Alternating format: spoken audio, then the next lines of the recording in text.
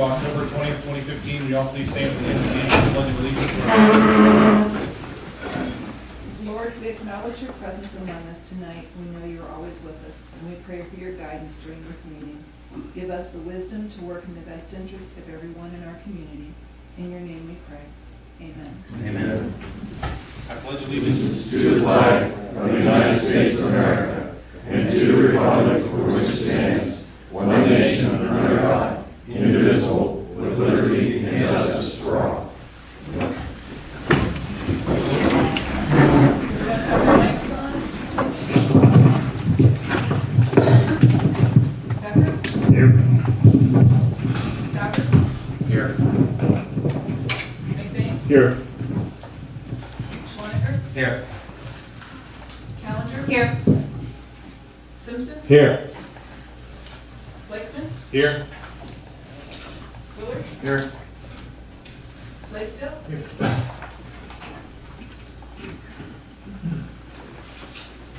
Couple letters. Well, I'm sorry, before I even get into that, need any discussion on the meeting minutes from October 6th? If not, they'll stand as presented. Couple letters. First, sir, I wish to be reappointed to the Board of Zoning Appeals for the City of Columbiana. Respectfully, John Jack Sutherland. Mayor and City Council, I am resigning from my seat on the City Council effective tonight at the end of this meeting, October 20th, 2015. Please understand this was not my wish, but was a result of the PERS retirement system. Thank you, Lowell Schloniger.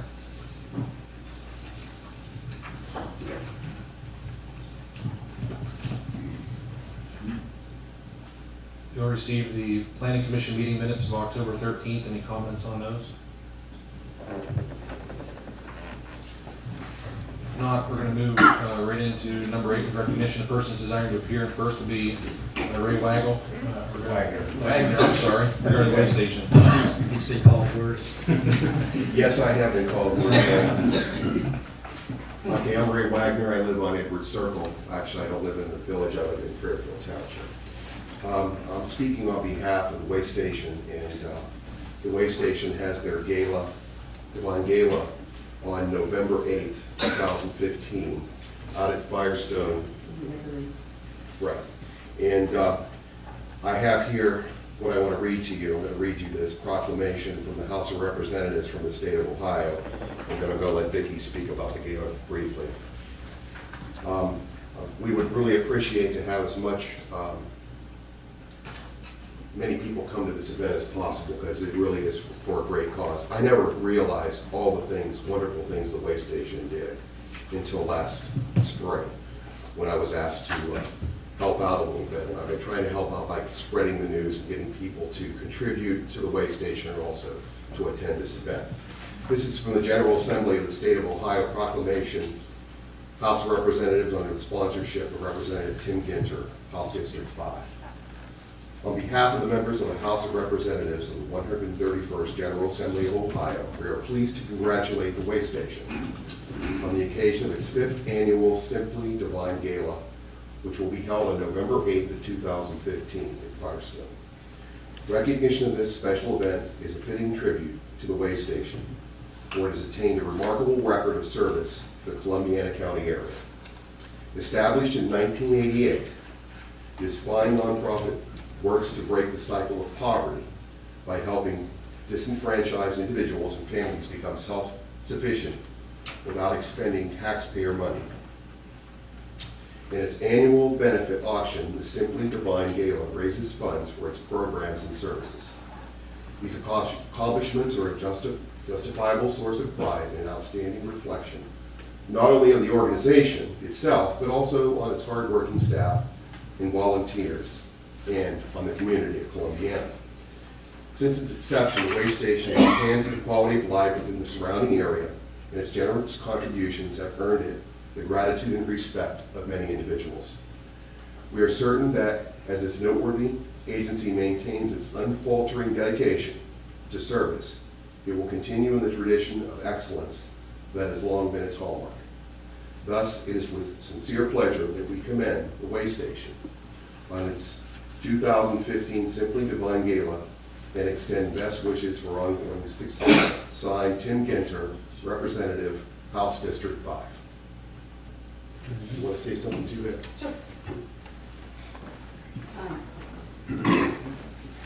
Just a couple of real quick things. The gala is a very fun night, and many of you have been to it in the past. It's kind of a short 5:30 to 8 p.m. The chairpersons are Sharon Frost and Cindy Burdick, and they put together a great team of committee members who pull the whole thing off.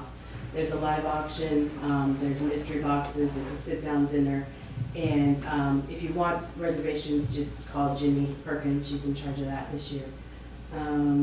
Also, I just invite any of you to come visit the way station.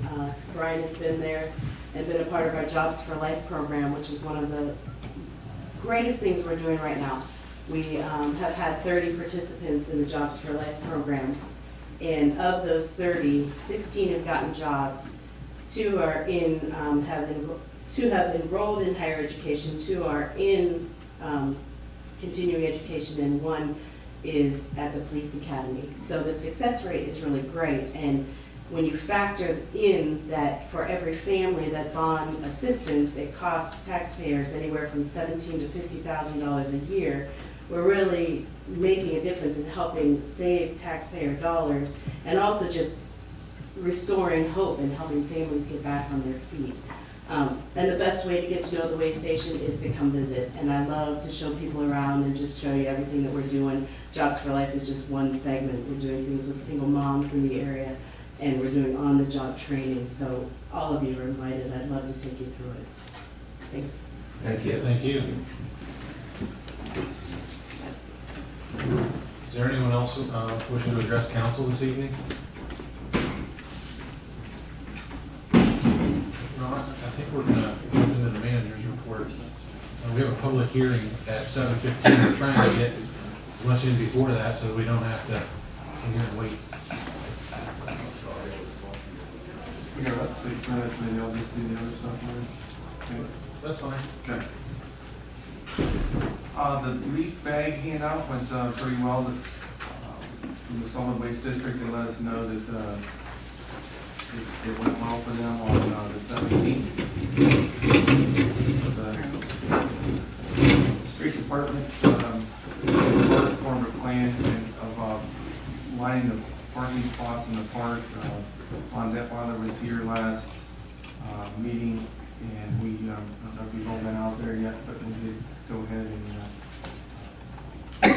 we actually painted the entire weight room parking lot, rearranged some of the handicap accessible parking spaces there, and then we went over by pavilion number 4 and did some lining over there and put some handicap spaces there for Joy Christmas. Perfect time for that. Matt and I attended a meeting with Arcadis to discuss the new water plant. It did go pretty well. I think we're ahead of schedule. Hopefully we are going out to bid sooner than we thought. Hopefully that's in potentially December or January, which is a couple months ahead of schedule. So EPA has approved a couple of the permits that we already sent in, so that's good. Just got a few more approvals to get. Dawson and Associates have been actively working on the 7014 intersection project. I spoke to Stephen Rouse from the Salem area websites. We're going to meet next week, and then hopefully we can plan on having him come in and do a demonstration for council on his progress. So it's looking very good. Chief Garrity has asked permission to get rid of some mobile items. The list is in your packet there, and we have legislation on there to do so. Electric department, we did have some electrical occurrences due to animals, and we did place some of those animal guards up there where that took place. We sent one of the employees to a short school. In the street department, we've been patching holes. We perform concrete work all over the city. Pretty much every department had some concrete work to do, so we all teamed up. And I had one load come in, we just went around and did them all in a day. We're renting a crack sealer. Should be doing that here in the next couple of weeks. Our salt is in, so we're ready for the winter. We've got had 600 tons shipped in, so our bins are doing pretty well for the winter. We're looking at servicing those trucks and getting them ready for the salt. First day of leaf bag pickup is the 26th, so that's coming up. The leaves are falling. Our water department, they performed some water flushing of the hydrants, replaced several old hydrants, and they participated in that concrete work. The wastewater completed the backer maintenance, and they're actually out there today doing the routine maintenance for the proposed trouble spots.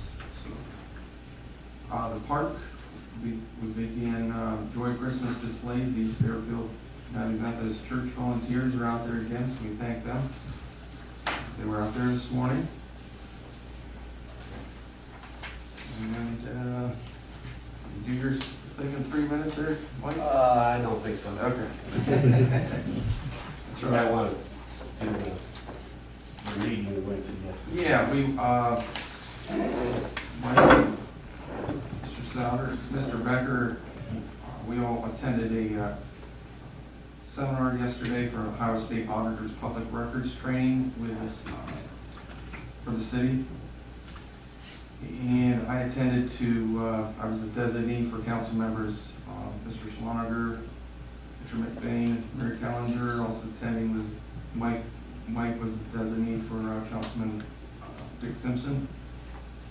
And of course, Mr. Sauter and Becker had to do that in their terms. So this fulfills the requirement of our revised code 149-48-43 for the elected council members.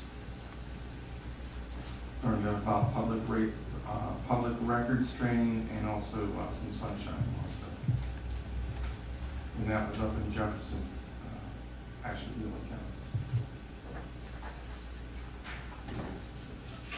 Maybe do some the council comments right now. We have a couple of minutes. No, Lowell had one.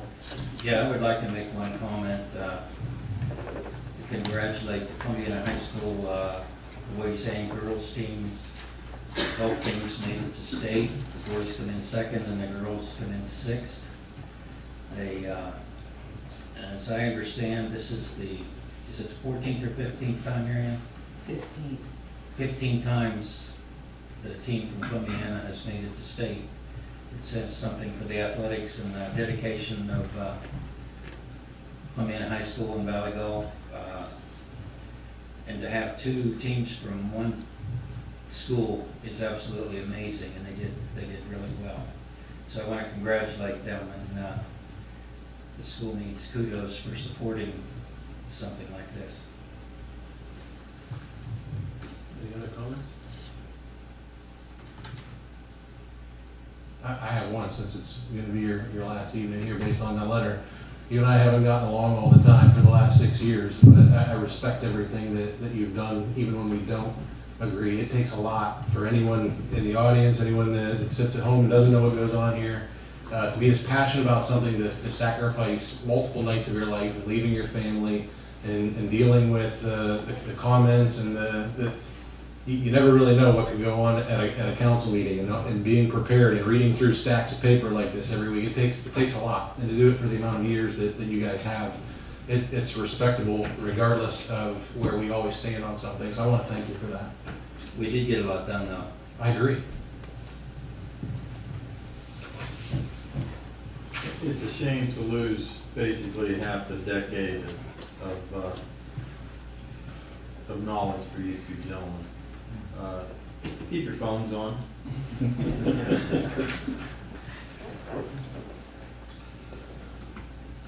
Any other comments? If not, It's done half a century, not half a decade. 7:15 on the. That makes us old. You, I'm not old. We need to have a public hearing for the consideration, to consider the anticipated recommendation of the Columbiana Planning Commission of an I-3 manufacturing, storage, and disposal zoning district. Is there anyone that would like to address council this evening in regards to that? Would you explain where it is so people know? For the annex property that will be out by Valley Golf Course. Anyone? If not, we close the public hearing. Any council members?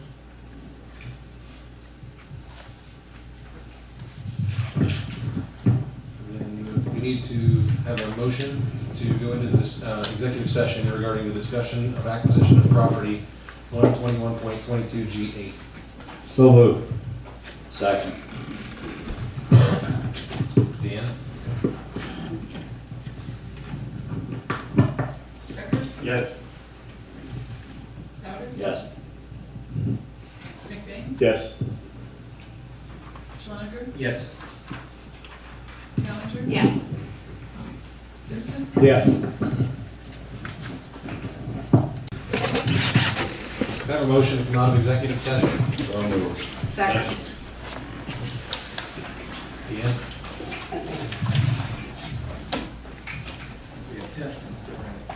Souter? Yes.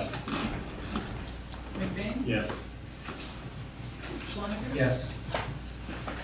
Callender? Yes. Simpson? Yes. Becker? Yes. You all received the bill list for October 20th. Any comments on that? Now we'll move into old business. Due to the length of the ordinance, can I have a motion to read them by title only? So moved. Can we cover a couple things on my manager's report? Oh, I yeah, got just cut a little short as far as, yeah, I'm sorry. We'll scrap what I just did and we'll go back to that. I'm sorry. As far as the income tax changes, I wanted to ask Mike to talk a little bit about that. Yeah, I hope you all read my letter that I sent to you about House Bill 5, which was concerning an income tax ordinance. And one of the requirements of that new bill, there's many, many requirements. Myself, Dan, and our income tax clerk, Sharon Nelson, we've been working on that ordinance. It needs to be passed before the end of the year, hopefully in November, so that we have the 30 days that because the new provisions have to go in by January 1st, 2016. We've done a lot of the work already, but we felt, as we worked on it, there was 3 items that we felt the council should make the decision or have an input in the decision. And I'll just go through those. The first one is credit for the tax paid in other municipality. Currently, we allow a 0.5% credit on the gross wages of a taxpayer if they pay tax in another municipality. So the question now is, do we keep that? Do we want to keep that? Do we want to change that? Or do we want to get rid of it? Basically, is the question that I'm asking. Under the new law, there could be a situation where a taxpayer, it has to do with businesses and partnerships, and there's a situation, it's a very rare situation where they might get more money back than they actually paid. But again, it's a very rare situation. So I guess my question is, do you want to keep the 0.5% credit in the new ordinance? So, any discussion on that? I could give you some comments. I was the mayor when that 0.5% was put on. At that time, if you paid in Salem, you paid none in Columbiana. In fact, at that time, Columbiana's general fund was about to go into the red.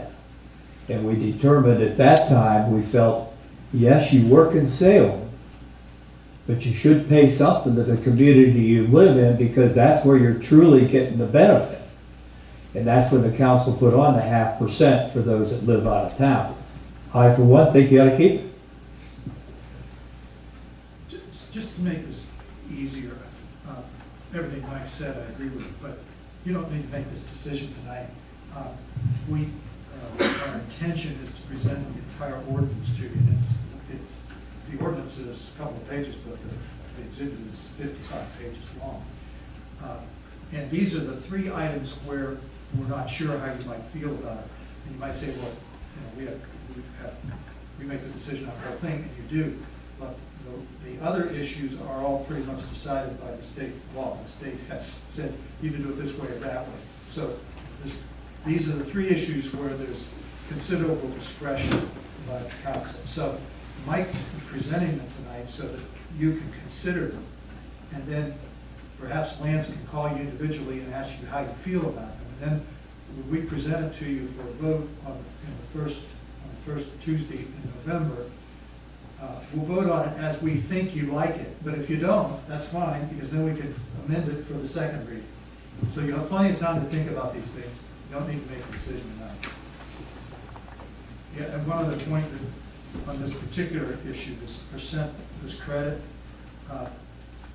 some communities don't give any credit at all, and they do that because they're trying to generate as much money as they possibly can for their own community. And there are circumstances, correct me if I'm wrong, Mike, under the new law and under circumstances which we might reasonably foresee that we might not want to give up that 0.5%. So something to think about as you're considering your individual vote. Are we allowed to go deeper with it and say we will provide it if it's a resident of Columbiana, so they have the benefit if they live here? So that I mean, they're working outside of town, but they're living here, so that we're still getting half. But if they don't live here, then we take full. Does that mean It's only on residents. It's only for the residents, the 0.5% credit.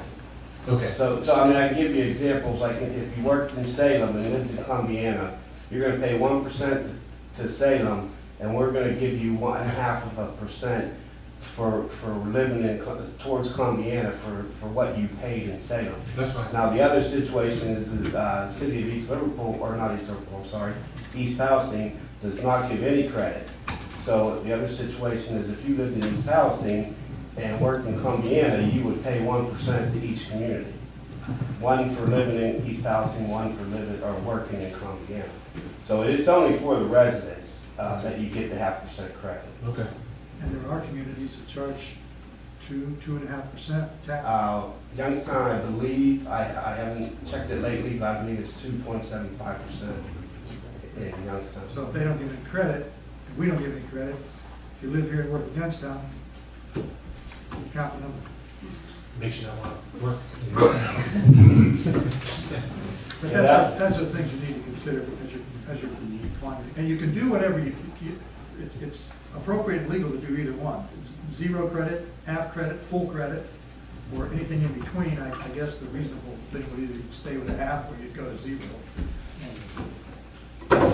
That was item number 1. Item number 2 is the local board of tax review. And under the new law, it is clearly spelled out that who can be appointed and who cannot be appointed to the board of review.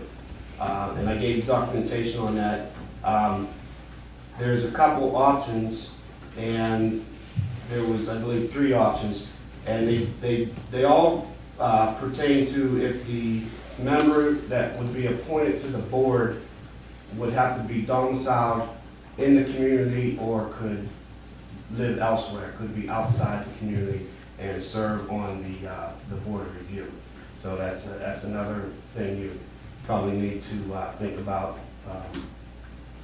But it does, the documentation I gave you, it does say, I believe it's 2 members are appointed by the legislative authority and 1 member is appointed by the administrative official, which would be Lance.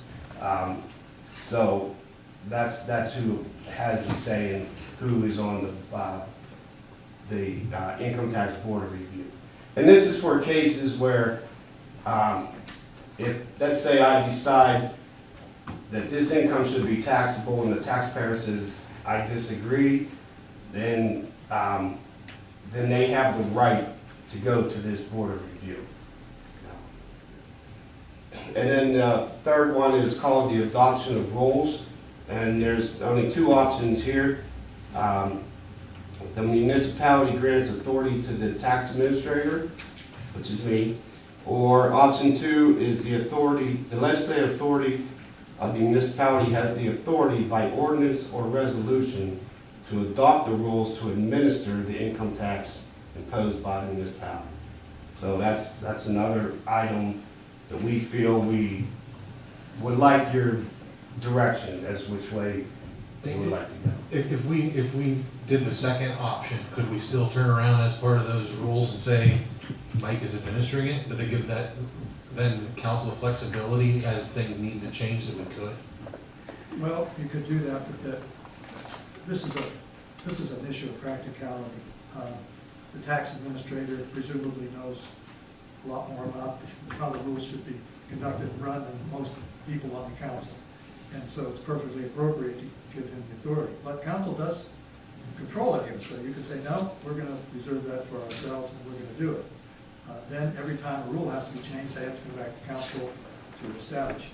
So, as I said, it's a more matter of practicality. And he can't do anything that would be inappropriate legally or run afoul of some other code or legislation. So here again, when you consider your votes, I think that's the issue for you to consider. Yeah, and all else I had to say is, we will have that ready. We have a lot of work to do in 2 weeks, but hopefully we'll have that, I mean, we need to have it ready for you by the first meeting in November. On the local review board, the second option where it says where you could potentially appoint someone who goes outside the city, it would seem to me that we have a number of merchants and other business owners who own businesses in Columbiana but may not live in Columbiana, and it might be an opportunity to give them a little bit of a say in the taxing. Is there any way to specifically state that they would have to be either domicile or own a business within town, or is that not an option provided here? Well, we've only had the board of review in place once in 4 years that I know of. Mm-hmm. And you may be familiar with the case, it was a couple of years ago that we did it. So we had to appoint the board, and then they took their action. Is this a standing board, or is it one? It should now be a standing board. It's should for, be- the terms are for 2 years. Right. But they can be appointed as many times. There's no restriction on how many times they can be appointed. But there's a lot to be said for allowing an appointment to be made from somebody from outside the community. Because you're looking for people who have particular expertise and experience. And sometimes people in the community don't want to do it because maybe they're in business and Right. it creates a potential conflict for them, not a legal conflict, but a personal conflict. So from my perspective, I think it would be reasonable to allow the appointments. You don't have to make them outside, but Right. you would at least allow that to be done. Right. So that, again, it's your call as council persons to decide, but that's the choice. Everybody inside or the allow the appointment to go outside. Okay. Thank you. That's all, thank you. Thank you. And then there was a packet covering the 911 potential changes. Our revised code 128/571 as the chief provided here. Just wanted to give you an opportunity to ask chief any questions.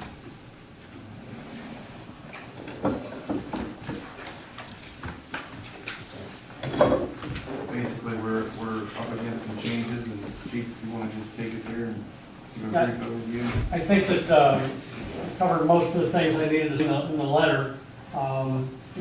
Been a process, this is an ongoing thing for, well, since I've been here, I guess. It's, things have evolved and changed, and we're in a position, I don't know why the state at this point feels the need to reach into the affairs of how we distribute the money. They're basically a pass-through agent. This isn't tax money, it's user fees off. If you own a cell phone, you pay the fee, use that phone. I think it's a quarter. And that goes into the fund that the state distributes to counties to administer the 911 system. And traditionally, we have had all the equipment paid for and maintained out of that fund. And now they've elected to take the wireless monies that come in and reduce the size of that and have the calls answered at another location and cut down the number of public safety answering points at PSAPs.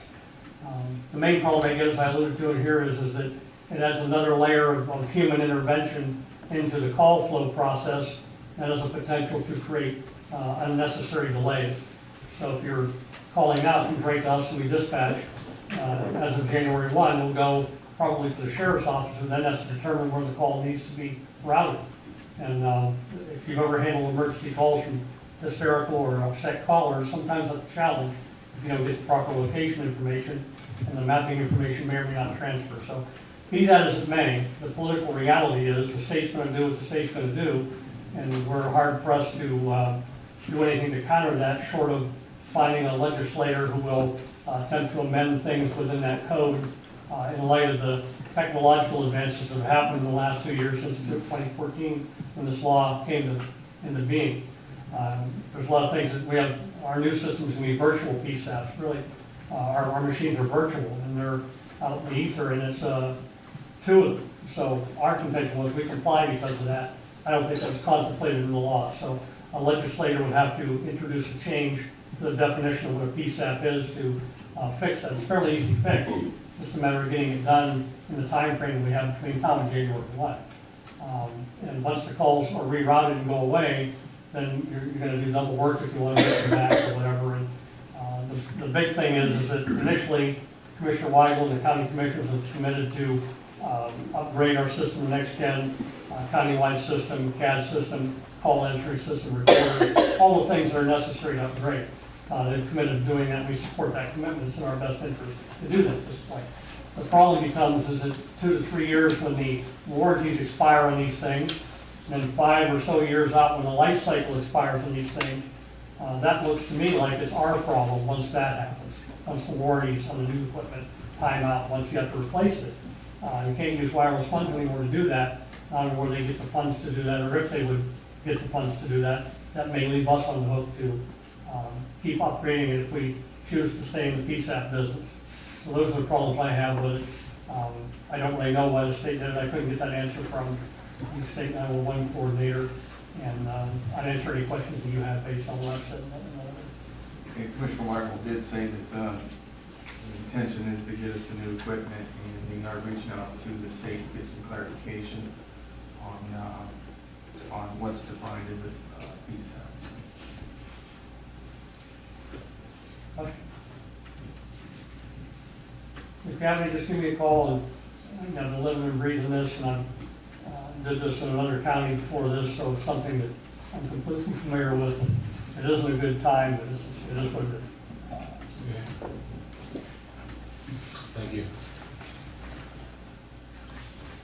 No other comments on that? What if we just decide, Chief, to bypass the 911 and call directly to the station?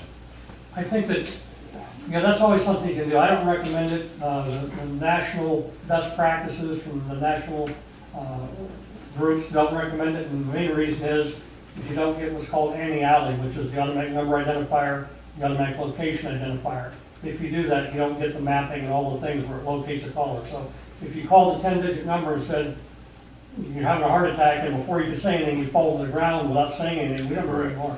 Whereas if you called, even if it went somewhere else, they would at least get the plot on a map within 2 meters of what your location is, and we would probably have a better chance of finding them. So I don't recommend just using the 10-digit number. We still have a lot of people in this community that do that, and we do get emergency calls on the 10-digit number. For instance, an example is with the life alert system. If someone pushes a button on that, we get it on the 10-digit line. Alarms, they come in on 10-digit. Because of the 3 times that I've had to make those types of calls, and I went right straight to 911 the very first time. And it got down there, and it was like, who are you? What do you need? Well, you know, and then they transferred me back here to the station. You tell us But that time limit in there, you know, if you got a heart attack victim, you're in that 4-minute window. Okay, they were not here even close. Yeah, that's my problem, is then you have to repeat the story to another dispatcher maybe, or it's like 911, please hold. I mean, it's ridiculous. It doesn't make any sense to me.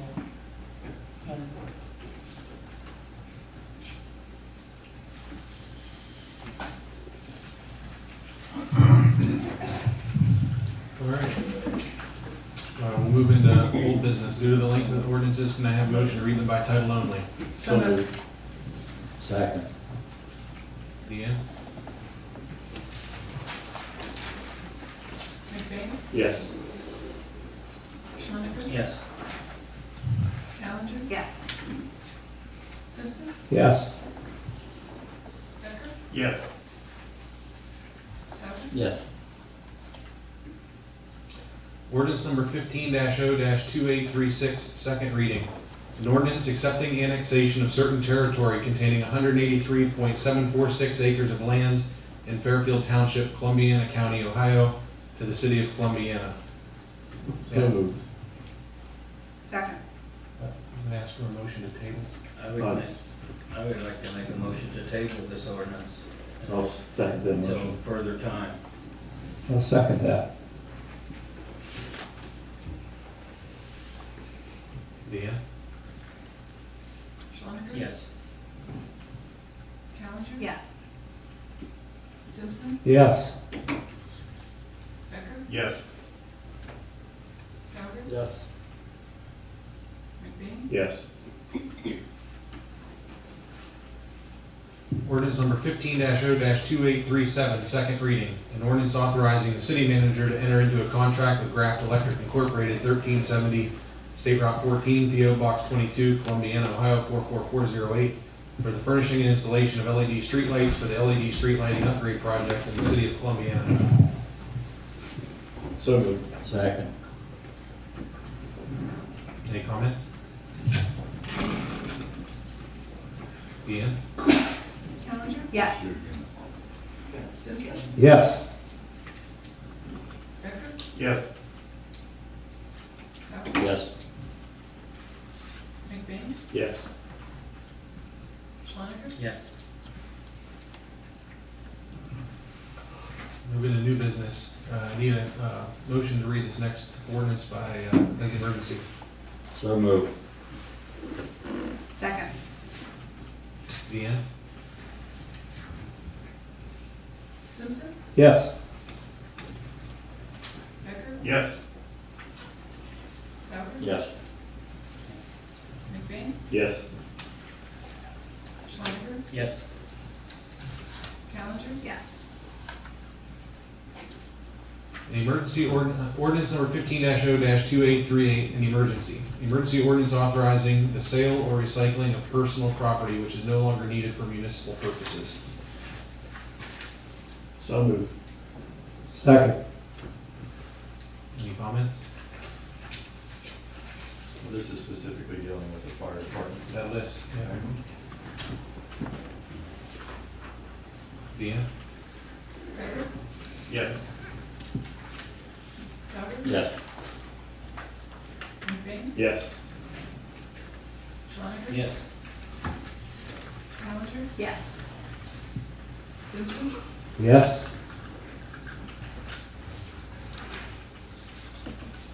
I need a motion to go into executive session regarding the discussion of acquisition of property. So moved. Second. Deanne? Sauer? Yes. McBain? Yes. Schlenker? Yes. Callender? Yes. Simpson? Yes. Becker? Yes. Will there be any action after this? Can I make one more council comment, please? Sure. I would like to mention the passing of Ron Lalonde. He was was a member of our planning commission until several months ago. He was a faithful attendee of all the council meetings, come up with a lot of times of a pertinent point to ask a question about. He will be sorely missed by this community. I'd like to note that Ron was also city councilman back prior to the charter. So he's served a lot of years. I think he was here probably 4 or 5 council meetings ago yet. Attended every meeting. Got back in May, I think. Anything else? There will be no action after this. I think so.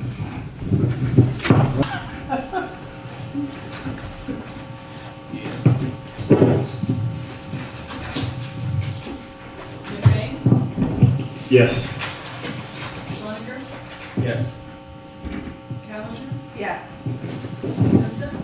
Yes. Becker? Yes. Souter? Yes. Motion to adjourn? So moved.